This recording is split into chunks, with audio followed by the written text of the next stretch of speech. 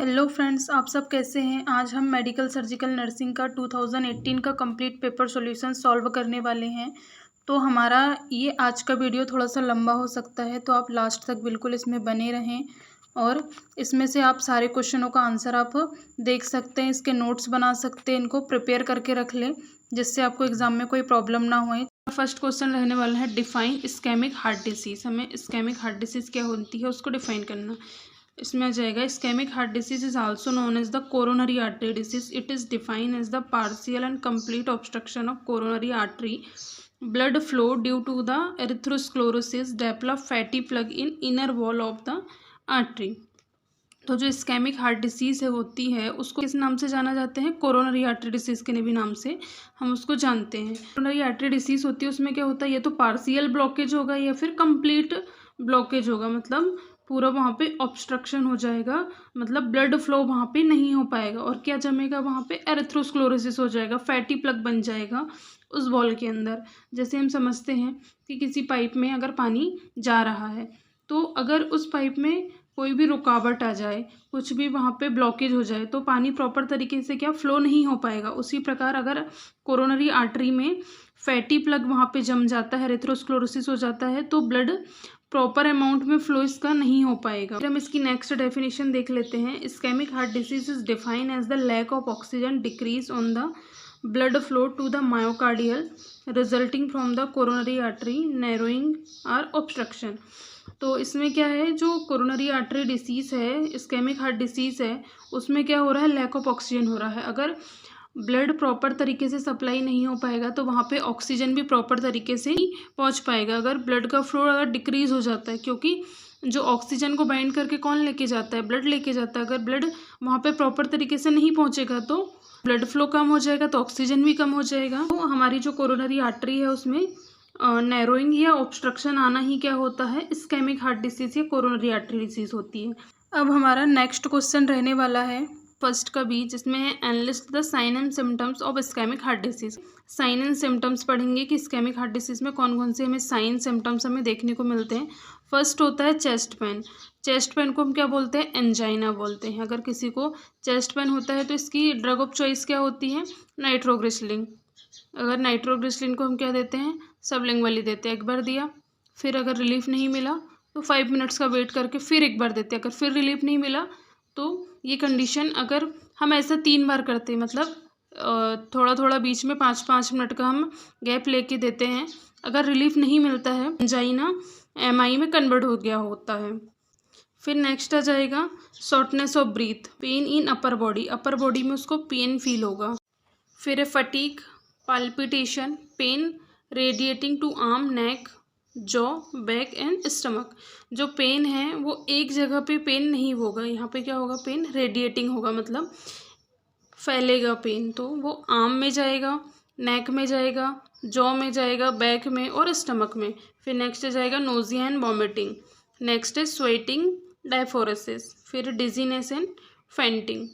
अब हमारा next question रहने वाला है फर्स्ट का C, it down the medical management of IHD, मतलब ischaemic heart disease. Ischaemic heart disease का हमें मेडिकल मैनेजमेंट बताना है। मेडिकल मैनेजमेंट देख लेते हैं इस्केमिक हार्ट डिसीज का। फर्स्ट आ जाइए लाइफ स्टाइल मॉडिफिकेशन, मतलब हमारी जो लाइफ स्टाइल है हम उसको मॉडिफिकेशन करना पड़ेगा। जैसे स्मोकिंग की सेशन, मतलब हमें स्मोकिंग को स्टॉप करना है, स्मोकिंग नहीं करना है। फिर आ जाएगी डाइटरी चेंजेस, तो हमें ज़्यादा फैट वाला हमें डाइट नहीं लेनी है, बिल्कुल हमें लाइट डाइट यहाँ पे लेनी है। फिर है रेगुलर फिजिकल एक्टिविटी, हमें रेगुलर फिजिकल एक्टिविटी करनी है। वेट मैनेजमेंट करके रखना, ओवर वेट नहीं करना है। फिर है स्ट्रेस रिडक्शन, मतलब हमें स्ट्रेस यहाँ पर नहीं लेना। ये सब हमारे लाइफ स्टाइल मॉडिफिकेशन में आ जाते हैं। अब हम फार्माकोलॉजिकल मैनेजमेंट देख लेते हैं। फर्स्ट आ जाएगी बीटा ब्लॉकर। बीटा ब्लॉकर में आ जाएगा एग्जाम्पल मेटोप्रोलोल और एटेनोलोल। फिर आ जाएगी कैल्शियम चैनल ब्लॉकर, इसमें आ जाएगी एम्लोडिपिन और डिल्टियाजेम।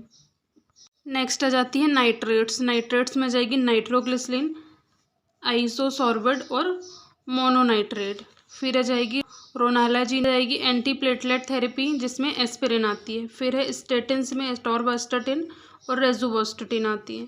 फिर हमारी ICE इन्हिबिटर्स में लिस्नोप्रिल और लोसर्टन आती है। फिर एंटी हाइपरटेंसिव थेरेपी में beta blocker, calcium channel blocker, ACE inhibitor and diuretics आती है। अब हम इसका एडवांस मैनेजमेंट देख लेते हैं। एडवांस मैनेजमेंट में क्या क्या आ जाता है, परक्यूटेनियस कोरोनरी इंटरवेंशन आता है, PCI बोलते हैं इसको, और कोरोनरी आर्टरी बाईपासग्राफी, CABG। ये इसके एडवांस मैनेजमेंट में आ जाते हैं, किसके, इस्केमिक हार्ट डिसीज़ के। आज का हमारा नेक्स्ट क्वेश्चन है फर्स्ट का D, formulate the nursing care plan for the patient who has suffer in ischemic heart disease. मतलब जो इस्केमिक हार्ट डिसीज़ का पेशेंट है उसके ऊपर हमें नर्सिंग केयर प्लान बनाना है। तो हम पहले देख लेते हैं नीड ऑफ द पेशेंट, क्या क्या नीड्स होती है। Pain relief, oxygenation, cardiac monitoring, medication management, nutritional management और एडिक्वेट रेस्ट। हम इस नीड के अकॉर्डिंग पेशेंट की नर्सिंग डायग्नोसिस बनाएंगे। तो सबसे पहले नर्सिंग डायग्नोसिस आ जाती है acute pain related to decrease myocardial oxygen supply as evidence by chest pain, dyspnoea and ECG changes. तो जो एक्यूट पेन, पेशेंट को जो पेन हो रहा है किसके कारण हो रहा है, वहाँ पे ऑक्सीजन की सप्लाई उसको कम हो रही है। हमें किससे पता चल रहा है, as evidence by chest pain हो रहा है पेशेंट को, उससे हम असेस कर पा रहे हैं। डिसएपनिया हो रहा है और ECG चेंजेस आ गया, इससे भी हम पता कर पा रहे हैं। फिर नेक्स्ट आ जाएगा ineffective tissue perfusion related to reduce coronary blood flow as evidence by abnormal ECG finding. जो इनइफेक्टिव टिश्यू परफ्यूजन है वो हमें किससे पता चल रहा है, जो ECG की फाइंडिंग्स है वो क्या हो गई हैं, एबनॉर्मल हो गई हैं।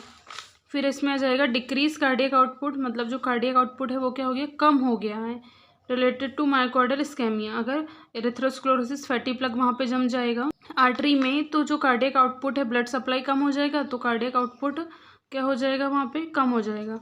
फिर as evidence by decrease blood pressure, फिर weak pulse and shortness of breath. फिर नेक्स्ट आ जाती है activity intolerance related to imbalance between oxygen supply and demands as evidence by fatigue and dyspnoea. फिर नेक्स्ट आ जाएगा risk for imbalance nutrition more than body requirement related to poor dietary habits. ये हमारी 5 nursing diagnosis है। अब हम इसके care plans देख लेते हैं किसी 2 के। आप यहाँ पे नर्सिंग केयर प्लान देख लेते हैं। ये हमने डायग्नोसिस किसके बनाए हैं, acute pain related to imbalance oxygen supply as evidence by chest pain. तो इसका सब्जेक्टिव डाटा क्या रहेगा, patient having chest pain in radiating manner in her arms and wake. तो फिर इसका जो ऑब्जेक्टिव डाटा है वो क्या रहेगा, आई observe the patient is having in pen bye her facial expression. मतलब हमें पेशेंट के फेशियल एक्सप्रेशन से पता चल रहा है कि उसको पेन हो रहा है। फिर इसकी नर्सिंग डायग्नोसिस रहेगी acute pain related to imbalance oxygen supply as evidence by chest pain. फिर गोल क्या रहेगा, पेन को रिड्यूस करना, चेस्ट पेन को। फिर इसकी प्लानिंग क्या रहने वाली है, assess the level of pain, हमें पेन के लेवल को असेस करना है, ऑक्सीजन एडमिनिस्ट्रेशन करना है, कंफर्टेबल पोजीशन प्रोवाइड करना, पेशेंट को मेडिकेशन एडमिनिस्टर करना है जो हमें डॉक्टर ने दिया है, एग्जांपल के लिए बीटा ब्लॉकर। फिर उसका साइकोलॉजिकल हमें सपोर्ट प्रोवाइड करना। फिर इम्प्लीमेंटेशन में क्या जाएगा, पेशेंट के पेन को हमने क्या कर लिया, असिस्ट कर लिया, ऑक्सीजन भी पेशेंट को हमने प्रोवाइड कर लिया, बीटा ब्लॉकर दे दिया जो हमने डॉक्टर ने हमें एडवाइस किया था, फिर कंफर्टेबल पोजीशन भी दे दिया। अब इसका रैशनल क्या है, level of pain is assessed by facial pain scale, हमने जो लेवल ऑफ पेन हमने फेशियल पेन स्केल से असेस किया। फिर है oxygen is administer for maintain breathing pattern, हमने ब्रीथिंग पैटर्न को मेंटेन करने के लिए ऑक्सीजन प्रोवाइड किया।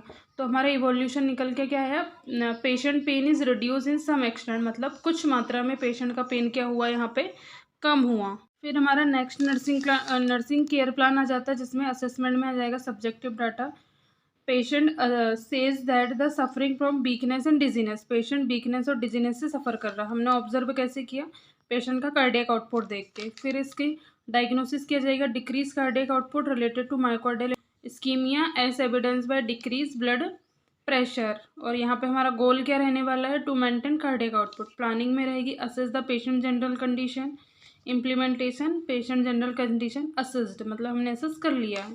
फिर इसका रैशनल क्या है, for general wellbeing of the patient, patient की हमें वेलबिंग को चेक करने के लिए।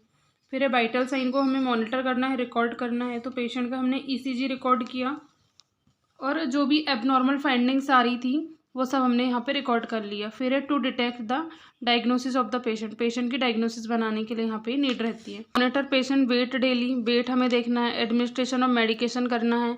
फिर है monitor the presence of oedema. फिर इधर आ जाएगा हमारा किसमें, इम्प्लीमेंटेशन में एबनॉर्मल फाइंडिंग हमने देख ली है। फिर है मॉनिटर एडिमा, अगर पेशेंट को पैडल एडिमा हो रहा है फ्लूइड का एक्यूमुलेशन हो रहा है तो वो सब हमें यहाँ पे देखना है। फिर है असेस करना है, मॉनिटर करना है। फिर है एडमिनिस्ट्रेशन, मेडिकेशन, मतलब हमने मेडिकेशन को एडमिनिस्टर कर दिया जो डॉक्टर ने यहाँ पे हमें एडवाइस किया था। अब हमारा नेक्स्ट आ जाएगा रेशनल में assess the retaining of the fluid, वहाँ पे रिटेन हो रहा है, बॉडी में रुक रहा है तो वो हमें यहाँ पे पता चल जाएगा। फिर नेक्स्ट आ जाएगा for good prognosis of the patient, medication हम क्यों दे रहे हैं, पेशेंट की गुड प्रोग्नोसिस को बनाने के लिए। अब हम इसका इवोल्यूशन देख लेते हैं। Patient cardiac output is normal in some extent, मतलब जो कार्डियक आउटपुट है वो थोड़ा सा ठीक हुआ यहाँ पे पेशेंट का। अब हमारा नेक्स्ट क्वेश्चन है सेकंड का ए, डिफाइन रीनल फेलियर, मतलब हमें रीनल फेलियर की यहाँ पे डेफिनेशन बतानी है। तो हम देख लेते हैं। Renal failure refers to the abrupt loss of kidney function, it is the frequently associated with the increase in BUN and creatinine. तो जो रीनल फेलियर होता है उसमें क्या होता है, किडनी के फंक्शन क्या हो जाते हैं, लॉस हो जाते हैं।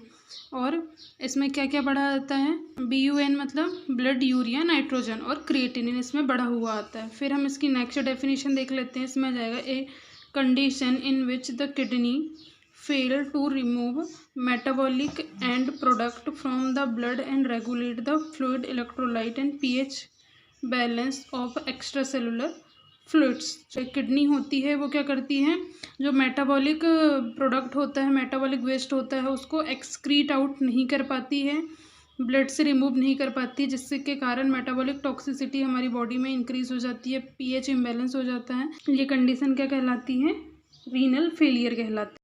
अब हमारा नेक्स्ट क्वेश्चन है सेकंड का B, enlist sign and symptoms of renal failure. हमें रीनल फेलियर के साइन एंड सिम्टम्स बताने हैं। तो हम पहले प्री रीनल के हम देख लेते हैं। प्री रीनल फेलियर क्या जाएगा, decrease tissue turgor, weight loss होगा, ओलिगूरिया होगा और एन्यूरिया होगा। ओलिगूरिया मतलब लेस देन 400 ml 24 आवर्स के अंदर में यूरिन अगर 400 ml से कम है तो ओलिगूरिया, और अगर 100 ml से भी कम है तो एन्यूरिया। फिर है dryness of mucus membrane, mucus membrane dry हो जाएगी, हाइपोटेंशन होगा, ट्रैकीकार्डिया होगा।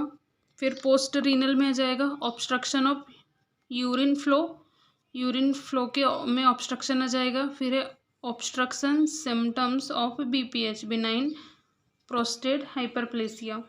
इंट्रा रीनल के टाइम में क्या सिम्टम्स रहेगा, एडिमा रहेगा। अदर सिम्टम्स में हम देख लेते हैं एक्सेसिव थर्स्ट, फ्रीक्वेंट यूरिनेशन होगा, ब्लडी पेनफुल यूरिनेशन होगा, मतलब यूरिन के साथ में ब्लड आएगा और पेनफुल होगा। फिर लेथार्जी, वॉमिटिंग, डायरिया, एनोरेक्सिया मतलब भूख बिल्कुल नहीं लगेगी उसको।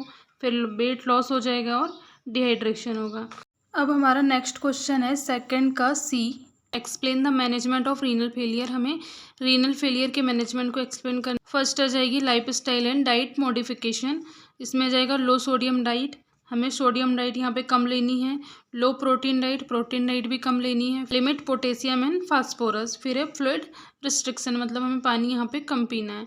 फिर मेडिकेशन हम देख लेते हैं। फर्स्ट आ जाएगी ब्लड प्रेशर कंट्रोल की मेडिकेशन होती है जिसमें ACE इनहिबिटर, एग्जाम्पल के लिए एनालाप्रिल। फिर नेक्स्ट है डायूरेटिक्स, जो क्या करेगी, फ्लूइड लोड ओवरलोड को कम करेगी, रिड्यूस फ्लूइड ओवरलोड। फिर नेक्स्ट आ जाएगी इरिथ्रोपोइटिन EPO, ये क्या करेगी, ट्रीट एनीमिया।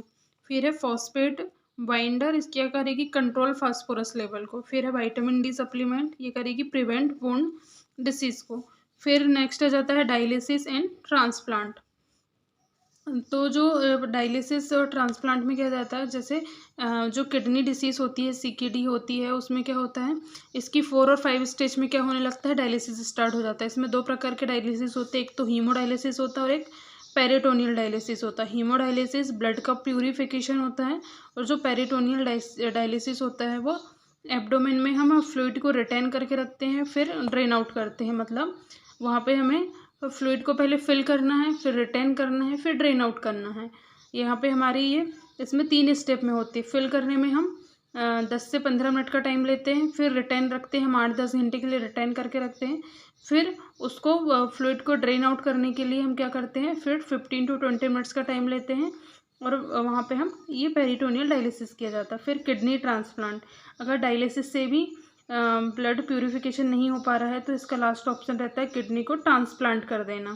फिर आ जाएगी prevention and regular monitoring. Prevention और रेगुलर मॉनिटरिंग में फर्स्ट आ जाएगा कंट्रोल डायबिटीज़ एंड हाइपरटेंशन, हमें डायबिटीज़ को कंट्रोल करके रखना और हाइपरटेंशन को भी मेंटेन रखना। फिर है रेगुलर किडनी फंक्शन टेस्ट, हमें किडनी फंक्शन टेस्ट ही करवाते रहना है।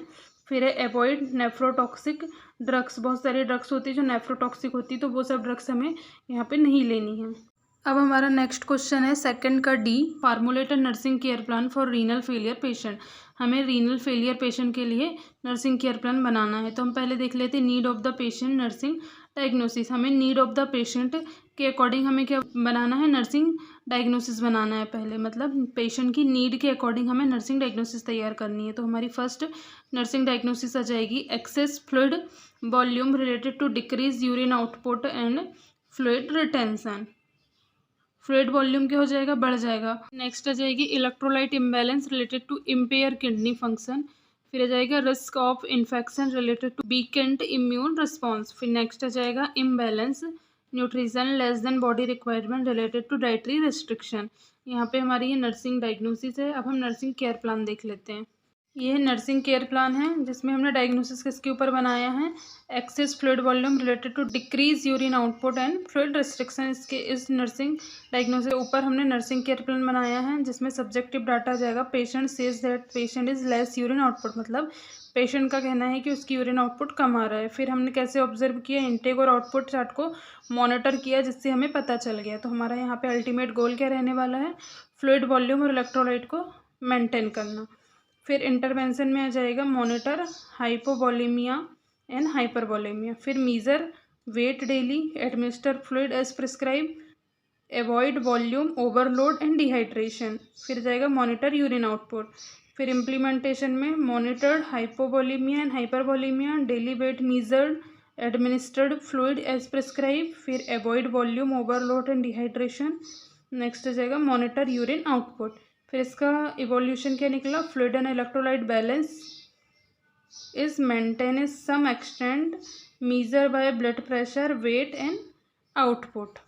अब हम नेक्स्ट नर्सिंग केयर प्लान देख लेते हैं जिसमें हमने जो डायग्नोसिस लिया है, क्या लिया है, altered nutrition less than body requirement related to dietary restriction. इसमें सब्जेक्टिव डाटा आ जाएगा patient says that he feel lethargy. Observe क्या कर लेंगे हम, I observe the patient general condition, हमें पेशेंट की जनरल कंडीशन को ऑब्जर्व करना। फिर गोल क्या रहेगा हमारा, नॉर्मल न्यूट्रिशन लेवल को मेंटेन करना। फिर इंटरवेंशन में आ जाएगा assess the patient general condition, monitor vital sign, remove catheter as soon as possible, क्योंकि यूरिन आउटपुट वहाँ पे नहीं आएगा तो कैथेटर डालने की वहाँ नीड हमें रहने वाली है नहीं। फिर है given antibiotic as prescription, provide psychological support, restricted protein diet. फिर इम्प्लीमेंटेशन में हम देख लेते हैं assess patient general condition, vital sign monitor and recorded, catheter remove कर दिए डॉक्टर के ऑर्डर पे, फिर एंटीबायोटिक आर गिवन, एंटीबायोटिक दे दिए, फिर साइकोलॉजिकल सपोर्ट हमने प्रोवाइड कर दिया। फिर रेशनल में क्या आ जाएगा, patient nutritional level is some good, मतलब कुछ मात्रा में पेशेंट का जो न्यूट्रिशन लेवल था वो ठीक हो गया। अब हमारा नेक्स्ट क्वेश्चन है थर्ड का ए, डिफाइन पल्मोनरी ट्यूबरकुलोसिस। हमें यहाँ पे पल्मोनरी ट्यूबरकुलोसिस की डेफिनेशन बतानी है जिसमें हम देख लेते हैं it is the chronic infectious disease caused by the mycobacterium tuberculosis and characterized by the formation of tubercles, round nodules, warty outgrowth and granulomas in lungs। तो जो क्रॉनिक इन्फेक्शियस डिसीज़ होती है कौन सी, pulmonary tuberculosis chronic infectious disease होती है जो Mycobacterium tuberculosis से स्प्रेड होती है। ये माइकोबैक्टीरियम ट्यूबरकुलोसिस को कॉज करता है। इसमें क्या बनता है, फॉर्मेशन होता है ट्यूबरकल्स का, जैसे राउंड नोड्यूल्स बनते हैं, वॉर्टी आउटग्रोथ होती है।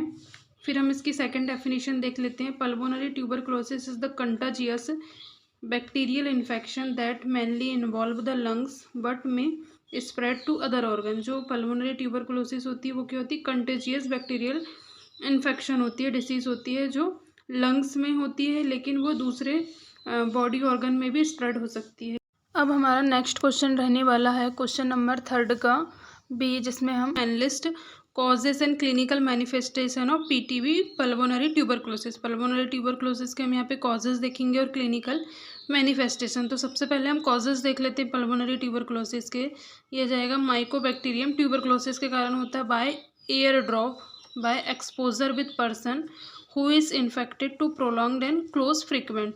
अगर कोई इन्फेक्टेड पर्सन के हम कांटेक्ट में जा रहे हैं तो उस टाइम में भी हमें होने की चांसेस रहती हैं। फिर हम इसके रिस्क फैक्टर देख लेते हैं, माल न्यूट्रिशन हो सकता है, immunosuppressive client poor health, infant and children under 5 year of age और एक्सेसिव अल्कोहल एडिक्शन, इन सब में रिस्क होता है पल्मोनरी ट्यूबरकुलोसिस के होने का। फिर HIV इन्फेक्शन वाले को भी रिस्क होता है, स्मोकिंग करने वाले को भी रिस्क होता है। अब हम इसके क्लिनिकल मैनिफेस्टेशन देख लेते हैं। In pulmonary tuberculosis patient is free from symptoms in early stage of disease. जो अर्ली स्टेज होती है डिसीज़ के, उस टाइम में पेशेंट में किसी प्रकार का हमें सिम्टम्स देखने को नहीं मिलता है। फिर आ जाएगी the lateral stage, some symptoms are find out these. Lateral stage में सिम्टम्स दिखाई देते हैं, मतलब हमें अर्ली स्टेज में सिम्टम्स नहीं मिलेंगे, जैसे फटीक रहेगा, anorexia, low grade fever, chest pain रहेगा, डल एंड टाइट। फिर कफ रहेगा frequent with mucopurulent sputum production. फिर रहेगा malaise, weight loss, irregular menstruation in women and haemoptysis in advance stage.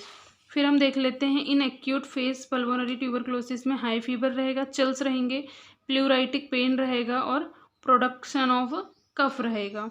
हमारा नेक्स्ट क्वेश्चन रहने वाला क्वेश्चन नंबर 3 का C, explain pathophysiology of pulmonary tuberculosis. हमें pulmonary tuberculosis की पैथोफिजियोलॉजी बताना है। तो फर्स्ट आ जाएगा माइकोबैक्टीरियम बैसिलाई इनहेल।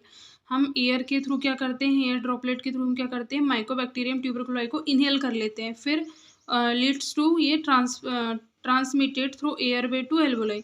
फिर ये कहाँ ट्रांसमिट हो जाते हैं, एयरवे से हमारी एल्वोलाई में चले जाते हैं। फिर एल्वोलाई में जाने के बाद में वहाँ पे इनका क्या होता है, मल्टीप्लिकेशन होता है। देन उसके बाद में क्या होता है, ट्रांसफर टू लिम्फ सिस्टम। ये कहाँ चले जाते हैं, लिम्फ सिस्टम में चले जाते हैं, ब्लड स्ट्रीम में चले जाते हैं, in cerebral cortex and kidney bones. फिर ये कहाँ जाते हैं, इम्यून सिस्टम को रिस्पॉन्ड करते हैं। फिर phagocyte engulf to many bacteria, जो फैगोसाइट होती है मैनी बैक्टीरिया को क्या कर लेती है, इंगल्फ कर लेती है। देन फिर TB lymphocytes bacilli spread in normal tissue. जो टीबी होती है, ट्यूबरकुलोसिस होती है, वो नॉर्मल टिश्यू में स्प्रेड होती है। फिर उसके बाद में क्या करती है, accumulation of exudate in alveoli. Alveoli में बहुत सारा एक्सुडेट को क्या करती है, एक्यूमुलेट करती, इकट्ठा हो जाता। फिर ब्रोंको निमोनिया हो जाता है। यह इस तरीके से हमारी टीबी की पैथोफिजियोलॉजी है, पैथोफिजियोलॉजी ऑफ पल्मोनरी ट्यूबरकुलोसिस।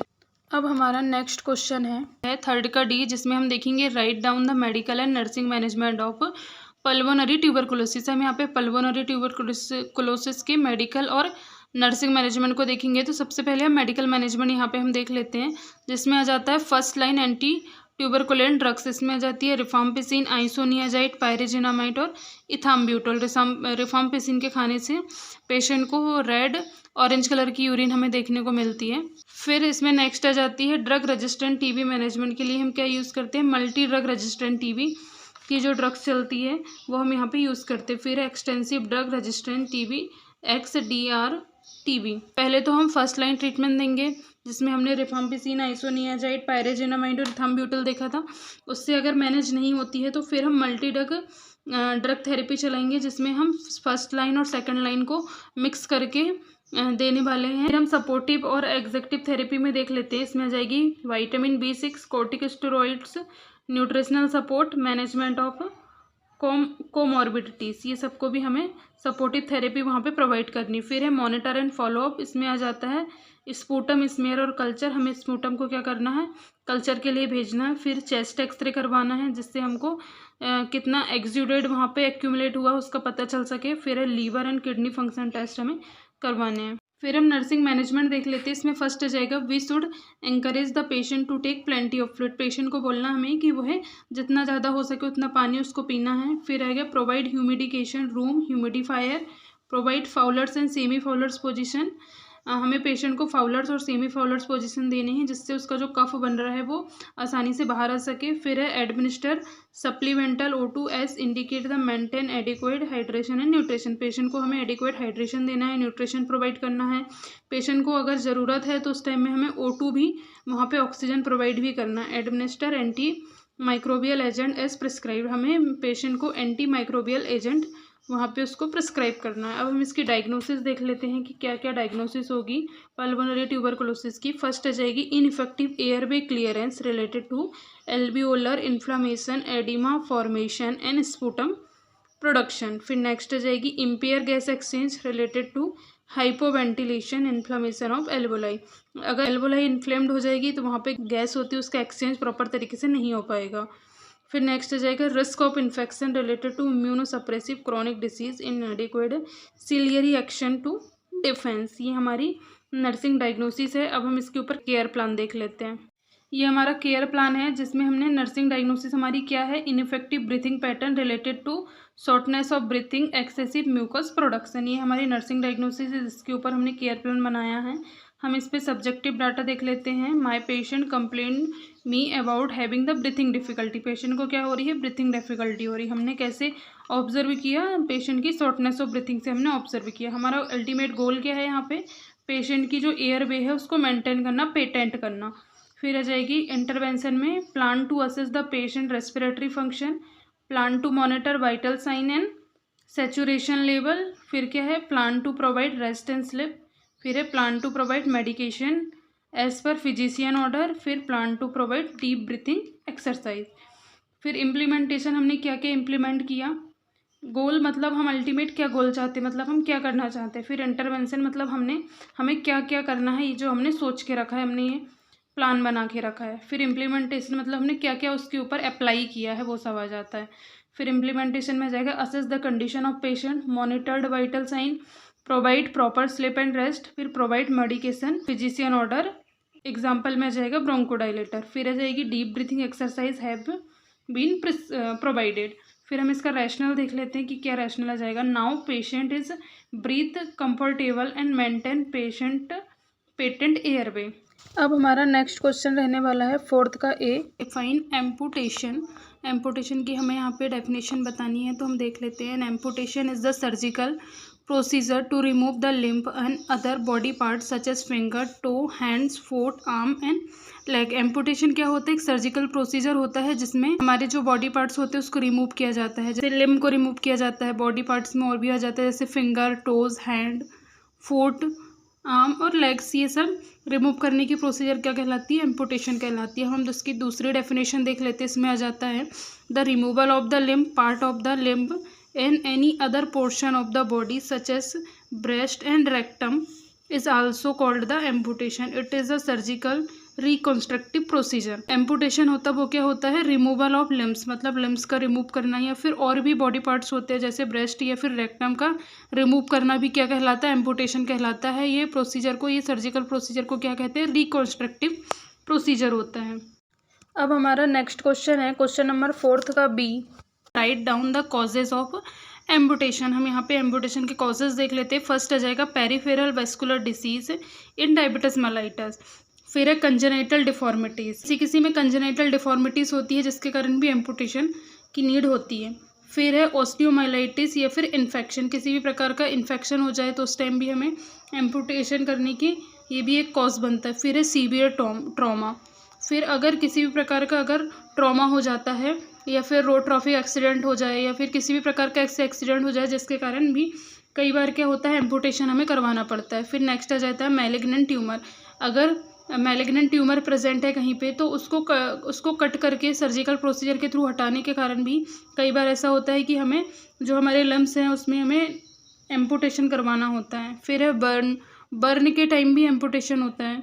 फिर है फ्रॉस्ट बाइट में क्या होता है, एक्सेसिव एनवायरनमेंट में हमारा बॉडी एक्सपोजर होता है तो उस टाइम में वहाँ पे ब्लड में ऑक्सीजन की कमी हो जाती है। ब्लड में जो पेरिफेरीज होती है जैसे फिंगर्स हो गई, ऑक्सीजन की वहाँ पे कमी हो जाती है बहुत ज़्यादा कोल्ड एनवायरनमेंट में, तो उस टाइम में भी एम्पुटेशन की नीड होती है। फिर है न्यूरोमा। ये सब कॉजेज हो गए एम्पुटेशन के। अब हमारा नेक्स्ट क्वेश्चन है फोर्थ का C, explain the management of amputation. हमें जो एम्पुटेशन है उसका मैनेजमेंट यहाँ पे बताना। तो सबसे पहले हम प्री ऑपरेटिव मैनेजमेंट देख लेते हैं कि उसमें क्या क्या हमें मैनेज करना होता है। फर्स्ट है relieve anxiety, to relieve anxiety. फिर नेक्स्ट आ जाता है टू इंक्रीज मोबिलिटी। फिर है प्रोवाइड प्री ऑपरेटिव टीचिंग। हमें पेशेंट को क्या करना है, उसकी एंजाइटी को कम करना है, मोबिलाइजेशन उसका रखना है। मतलब अगर पैर का हुआ है तो हमें मोबिलाइज करना है, पहले से मोबिलाइज करते रहना ताकि ब्लड फ्लो बना रहे। फिर हमें प्री ऑपरेटिव टीचिंग पेशेंट को प्रोवाइड करनी है। फिर है evolution of cardiovascular and respiratory renal system. फिर है टू रिड्यूस पेन को हमें वहाँ पे मैनेज करना है जिसके लिए मेडिसिन देनी है, एनाल्जेसिक्स। फिर आ जाएगी टू मेंटेन गुड न्यूट्रिशन, हमें पेशेंट का न्यूट्रिशन प्रॉपर तरीके से बना के रखना है जिससे उसका जो घाव रहेगा वो जल्दी से ठीक हो जाए, मतलब हमें प्रोटीन वाला डाइट वहाँ पे उसको देनी पड़ेगी। फिर to give general preoperative care, हमें उसको जनरल प्री ऑपरेटिव केयर वहाँ पे प्रोवाइड करनी है। फिर हम इसका सर्जिकल मैनेजमेंट देख लेते हैं। फिर हम लेवल ऑफ एम्पुटेशन, मतलब कितना एम्पुटेशन करना है वो डिसाइड करके उसका एम्पुटेशन किया जाएगा। फिर है सर्जिकल टेक्निक्स, फिर है होम्योस्टेसिस और क्लोजर। अब हम पोस्ट ऑपरेटिव केयर देख लेते हैं। इसमें आ जाता है पेन कंट्रोल, पेन कंट्रोल के लिए हमें मेडिसिन देनी है। एनाल्जेसिक, अगर एनाल्जेसिक से यहाँ पे पेन कंट्रोल नहीं हो पाता है तो हमें सेडेटिव मेडिसिन भी यूज़ करनी है, जैसे मॉर्फिन वगैरह, फेंटा, ये सब हमें वहाँ पे यूज़ करनी है अकॉर्डिंग टू डॉक्टर्स प्रिस्क्रिप्शन। फिर हमें बुंड केयर करनी है। बुंड जो जहाँ से हम एम्पुटेशन करेंगे वहाँ पे बुंड रहेगा तो उसकी हमें प्रॉपर तरीके से ड्रेसिंग करनी है और टाइट ड्रेसिंग करनी है जिससे वहाँ पे ब्लड ऊज आउट ना हो सके।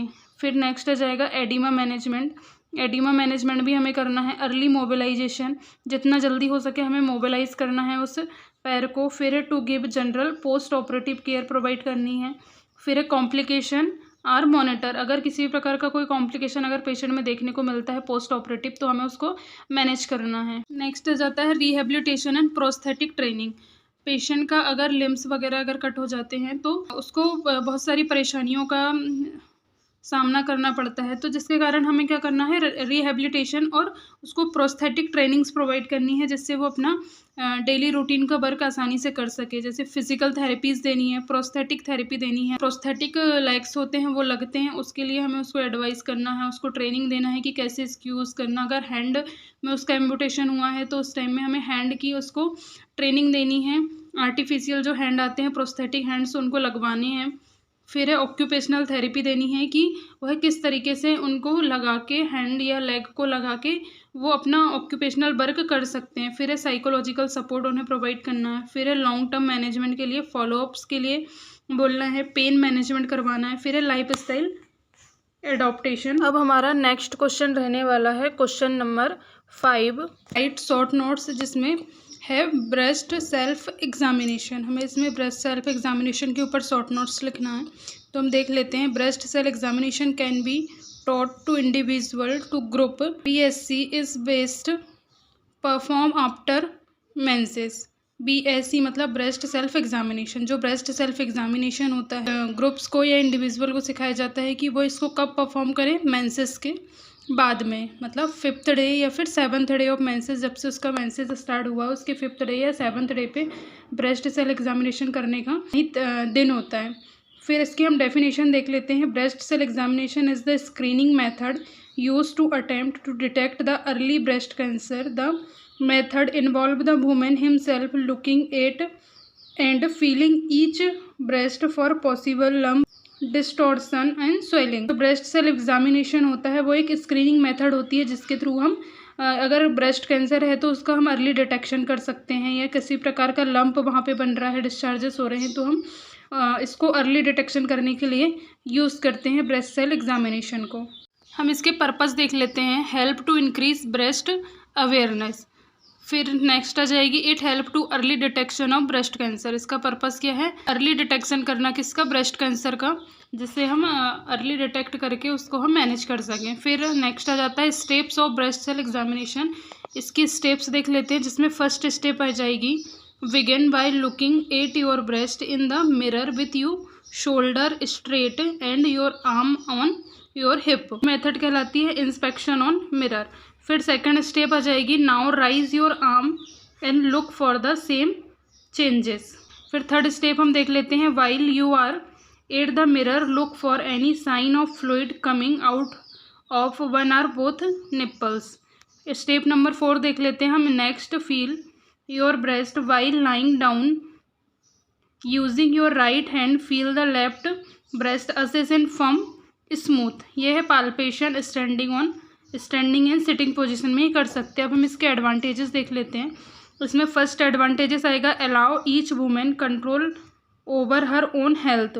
फिर नेक्स्ट आ जाएगा provide each women knowledge of what her own breast tissue feel like. फिर नेक्स्ट एडवांटेजेस आ जाएगा in the non invasive simple procedure and can detect the breast cancer at the earlier stage than if a women does not perform breast self examination. अब हम इसके disadvantages देख लेते हैं। इसमें जाएगा fear and anxiety about what may be found during the examination. फिर next आ जाएगा false positive finding in some times. फिर हम इसका पैटर्न देख लेते हैं, क्लॉक पैटर्न और वेज पैटर्न, स्वीपिंग पैटर्न, ये 3 पैटर्न होते हैं जिसके हेल्प से हम ब्रेस्ट सेल्फ एग्जामिनेशन करते हैं। अब हमारा नेक्स्ट क्वेश्चन है क्वेश्चन नंबर 5 का B, national AIDS control programme. सबसे पहले हम देख लेते हैं AIDS human immunodeficiency virus HIV stand virus that belongs to the retrovirus group में cause the infection acquired immunodeficiency syndrome. It has enlarge as the one of the most serious public health problem in country. जो AIDS होता है वो किससे होता है? Human immunodeficiency virus से ads होता है। हम देख लेते हैं the government following the national AIDS committee NAC headed by the union health secretary the national AIDS control program was launch in the year 1987। जो नेशनल एड्स कंट्रोल प्रोग्राम था वो कब लॉन्च हुआ था? 1987 में। नेशनल एड्स डे कब मनाया जाता है? 1 दिसंबर को। फिर हम देख लेते हैं एम्स ऑफ प्रोग्राम। इसमें आ जाएगा क्या क्या एम्स होते हैं इस प्रोग्राम के? To prevent the further transmission of HIV, मतलब HIV का हम ट्रांसमिशन को प्रिवेंट कर सकते हैं। फिर आ जाएगा to decrease mobility and motility associated with HIV infection. अगर HIV इन्फेक्शन के कारण मृत्यु दर और डिसीज रेट बढ़ रही है तो हम उसको भी कम कर सकते हैं। फिर है to minimize the socioeconomic impact resulting from the HIV infection. फिर हम इसके स्ट्रेटजी एंड अप्रोचेस देख लेते हैं, जिसमें फर्स्ट आ जाएगा identification of high risk group. हमें हाई रिस्क ग्रुप को आइडेंटिफाई करना है। फिर using the specific guideline for manage of detection cost and their follow up. फिर नेक्स्ट आ जाएगा formulating guideline for blood bank, blood product manufacturers, blood donors and dialysis units. फिर next आ जाएगा IEC activity involve mass media promoting use of Nirodh behavioural changes and researches. अब हम role of nurse देख लेते हैं, जिसमें फर्स्ट आ जाएगा प्रोविजन ऑफ एंटीनेटल सर्विसेज। फिर है promotion of rational use of blood. फिर नेक्स्ट रोल आ जाता है रोल और रिस्पॉन्सिबिलिटी में care and support of HIV infected person. HIV infected person की हमें केयर करना और उनको सपोर्ट देना है। फिर है orientation training for control of infection. Infection को कैसे कंट्रोल करना है इसकी हमें ट्रेनिंग देना। फिर नेक्स्ट आ जाएगा routine medical checkup in hospital by employees का रूटीनली मेडिकल चेकअप होना चाहिए, उनको काउंसलिंग दी जानी चाहिए, हेल्थ एजुकेशन देना चाहिए। फिर है social support, care at home and communities, use of sterile equipment और प्रैक्टिस ऑफ एसेप्टिक मेथड्स की हमें प्रैक्टिस करना है। अब हमारा नेक्स्ट क्वेश्चन है 5th का CPR। इसके ऊपर हमें शॉर्ट नोट्स लिखना है। CPR का हम फुल फॉर्म देख लेते हैं, कार्डियो पल्मोनरी रिससिटेशन, ये इसका फुल फॉर्म होता है। अब हम देख लेते हैं CPR होता क्या है। Cardio pulmonary resuscitation is the life saving techniques useful in the many emergencies including heart attack and near drowning in which someone breathing and heartbeat has stopped। जो कार्डियोपल्मोनरी रिससिटेशन होता है वो एक लाइफ सेविंग प्रोसीजर होता है जिसका use हम या तो हार्ट अटैक के टाइम में करते हैं, या कोई पानी में डूब गया है तो ड्राउनिंग के टाइम में हम भी इसका यूज़ करते हैं, या फिर बहुत सारी ऐसी कंडीशंस होते हैं जिसमें पर्सन ब्रीथ लेना स्टॉप कर देता है, बंद कर देता है, उस टाइम में भी कार्डियोपल्मोनरी रिससिटेशन का यूज़ करते हैं CPR का। अब हम इसकी डेफिनेशन देख लेते हैं। Cardio pulmonary resuscitation is the technique of basic life support for oxygenating the brain and heart until appropriate definite medical treatment can restore normal heart and ventilatory action। तो जो कार्डियोपल्मोनरी रिससिटेशन होती है वो एक basic life support की एक techniques होती है जिसमें हम ऑक्सीजनेशन प्रोवाइड करते हैं ब्रेन को और हार्ट को, और ये तब तक हम करते हैं जब तक कोई मेडिकल टीम आके उसको हैंडल ना कर ले और मेडिकल ट्रीटमेंट उसको प्रोवाइड ना करे, तब तक हमें CPR करना होता है। अब हम CPR के पर्पसेस देख लेते हैं। फर्स्ट आ जाएगा to maintain an open and clear airway. क्या करना है? ओपन एयरवे करना है और क्लियर एयरवे करना है, ये हमारा पर्पस होता है। नेक्स्ट क्या है? To maintain breathing and external ventilation.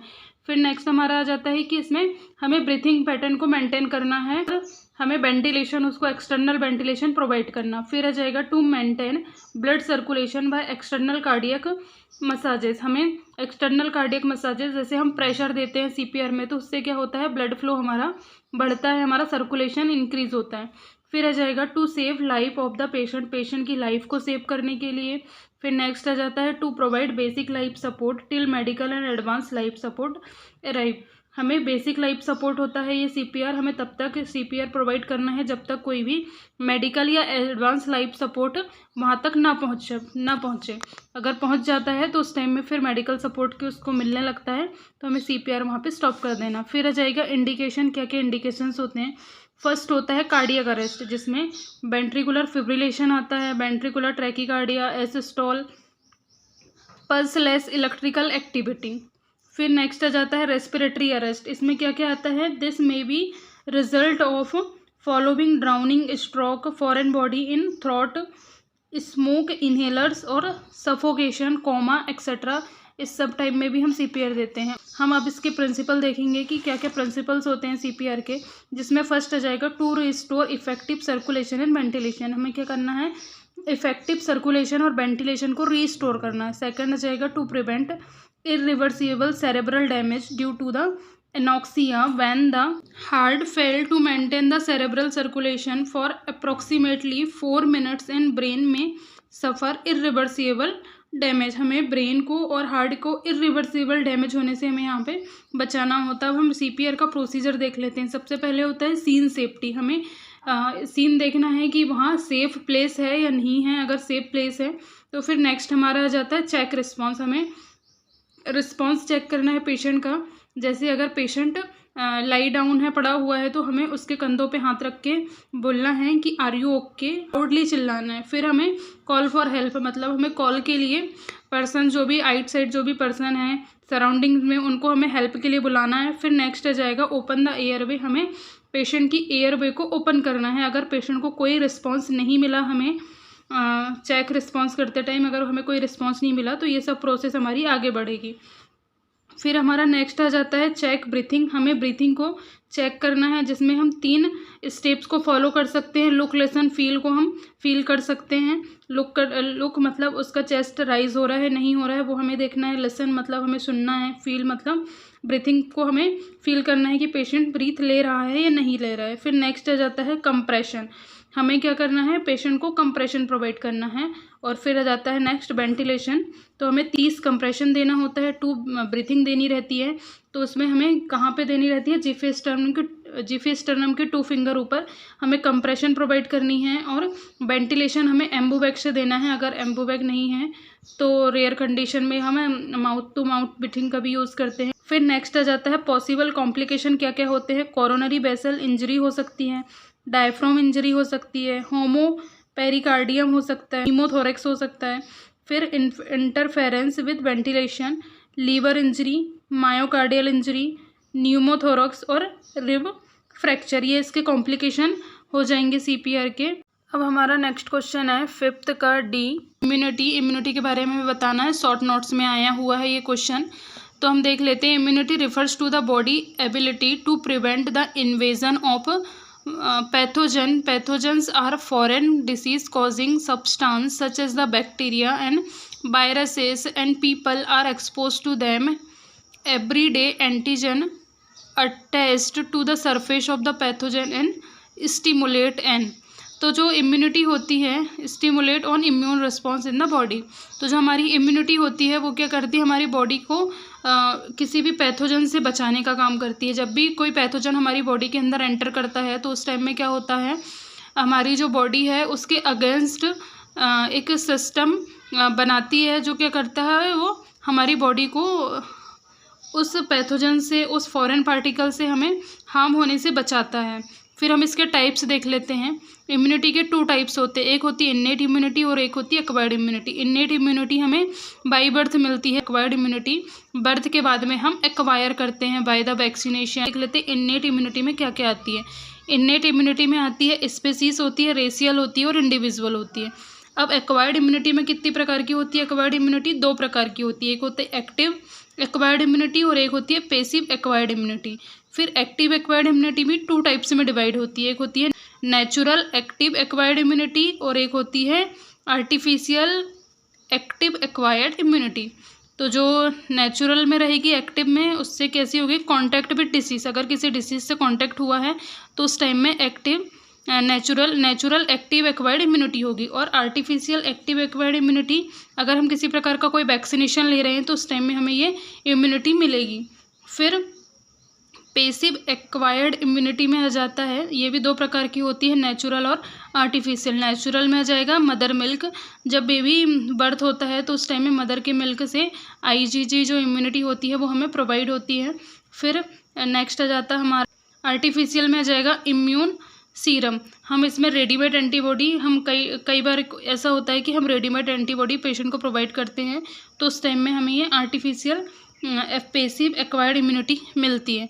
फिर हम इसके फैक्टर अफेक्टिंग देख लेते हैं। Factor affecting innate immunity, age होती है, हार्मोन होता है और न्यूट्रिशनल होता है। अब हमारा नेक्स्ट क्वेश्चन रहने वाला है 5th का ई, कीमोथेरेपी।